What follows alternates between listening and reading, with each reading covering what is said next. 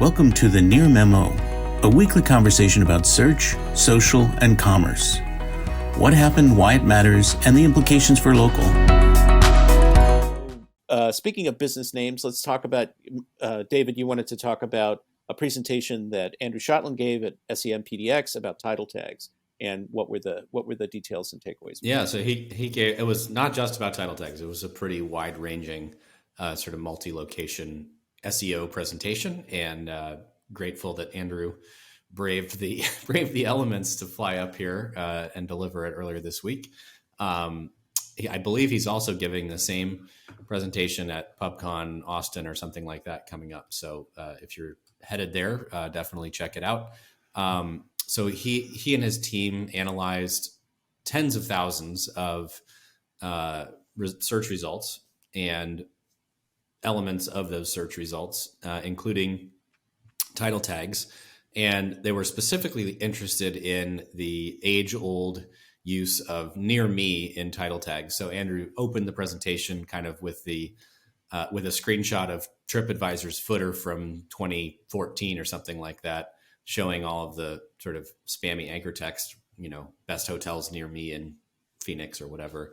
And then another screenshot of their spammy footer in 2023. And lo and behold, it's the same. So we know that the use of near me and the sort of categorical tree structure of cities still works really well from an on-page standpoint. And the question that Andrew was asking is, does that near me, does the effectiveness of near me usage extend into the title? So very interesting results to me anyway. So Andrew actually found that the biggest driver of ranking increase relative to baseline was using the city that was being searched in the title, that drove something like a 2.5 position improvement relative to baseline in rankings on average for sites that used the city that was being searched in the title. Whereas the use of near me, I believe, only drove about a 0.8 position increase in rankings. And just the use of the term near with anything else drove a 1.2 position increase in rankings. So near me does not seem to be a particularly effective use of 7 characters of your title. And one of the other things that Andrew found was that title tags that got truncated, so longer than 60, 65 characters, only drove something like a 0.1 position increase in rankings. So generally, and that was surprising to him and to me as well, sort of the first data that we've seen that long titles may not actually be effective. I think he and I have both sort of said, and Mike, I know in the green room we were talking about this as well, that you believe this as well, that you got to say what you got to say. If you're in a service category or you're selling a product that happens to have a particularly long name, you want to include that name and the city and the name of your business. And if that takes you past the truncation limit, so be it.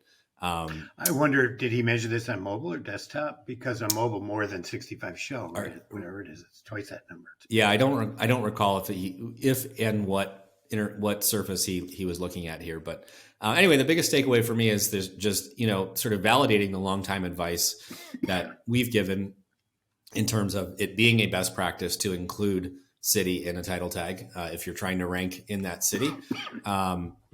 Google has gotten really, really good at detecting which city you operate in, but even including that city name in the title can still drive a relative increase in ranking.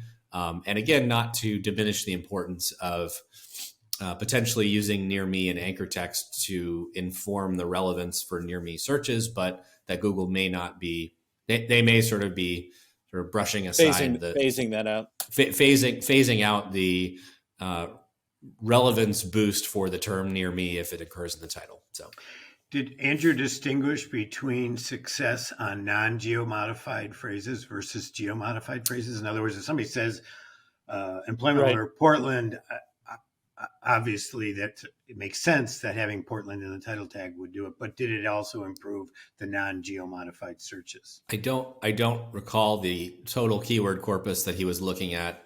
Interestingly, he did mention one thing was that he talked a lot about the need, and I hope that most of our listeners are doing this. If you're not, then definitely attend Andrew's presentation at PubCon.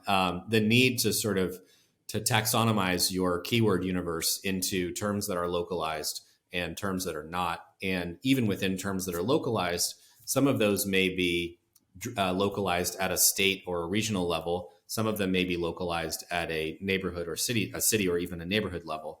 And that you really need to understand how Google is interpreting the local intent behind those terms before you try to assign what location you're including in the title tags. So not a direct answer to your question, Mike, but trying to align the page content with the level of local intent that Google is assigning is certainly an important element. This has always been the controversy. This has always been the controversy in kind of local search is what, there's this age old question, what percent of queries carry a local intent. And Google knows that, in the old days, what they used to do is they would take certain kinds of categories and certain kinds of queries, and they knew that those were more likely to be local than not, even if there wasn't a geomodifier, and they would show a local result.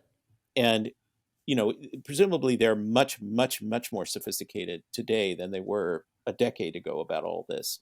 That's because they're using AI. Yeah. Just not in a public facing way. Right. But so anyway, a quick question though, David, before we move on to Mike. Did he distinguish between the pack and organic results? Was this all organic results? I believe this was all organic, as he was explicitly talking about title tags, not business names. So. Yeah. Okay. Thanks for joining David, Mike, and Greg. To stay on top of the latest developments in local, subscribe to our newsletter at nearmedia.co. We'll see you next week.